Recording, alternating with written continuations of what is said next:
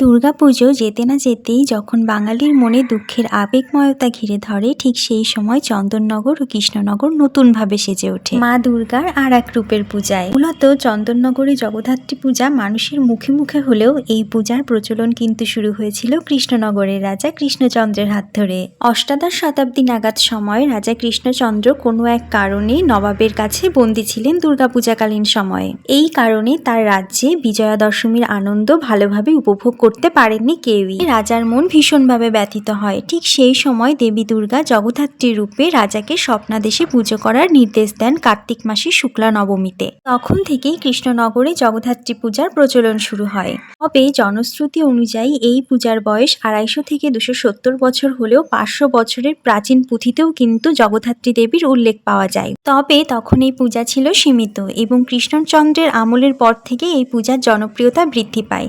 চন্দননগরের রাজা ইন্দ্রনারায়ণ চৌধুরী কৃষ্ণনগরের রাজার এই আড়ম্বরতাপূর্ণ পুজো দেখে মুগ্ধ হয়ে চন্দননগরেও কিন্তু জগদ্ধাত্রী পূজা শুরু করেন এবং তখন থেকে চন্দননগরের পূজা অনেক বেশি বিখ্যাত হয়ে পড়ে। কিন্তু এর মূল প্রচলন করেছিলেন রাজা কৃষ্ণচন্দ্র।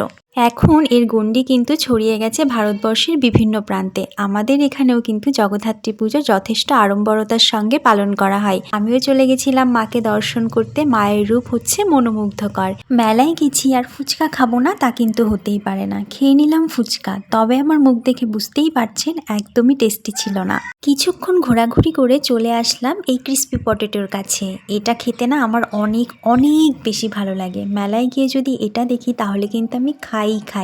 যে কোনো মেলায় ছোট হোক অথবা বড়, মেলাতে এরকম একটা জিলিপি, গজা, নিমকির দোকান কিন্তু দেখতে পাওয়াই যায়। আর এই গাড়িগুলো বাচ্চাদের জন্য কিন্তু এসেছিল। যাই হোক, চন্দননগরে বড় বাজারের কাপড়পট্টি, ময়দাপট্টি, চাউলপট্টি বণিকরা এই পূজাকে একটি সামাজিক রূপ দেন। তবে আগে কিন্তু এই বণিকদের অর্থায়নেই এই পূজা হলেও এখন তা বারোয়ারি পূজায় বিভক্ত হয়ে পড়েছে। মেলার থেকে মোমো আমি কোনোদিন খাইনি, তবে এই মেলায় মোমো খেয়ে আমার চরম শিক্ষা হয়ে গেছে। খেতে না একদমই টেস্ট না। মেলায় মনে হয় ওই একটা খাবারই ভালো, সেটি হচ্ছে ক্রিস্পি পটেটো। আজ তবে আসি, টাটা। ভালো লাগলে সাবস্ক্রাইব করবেন।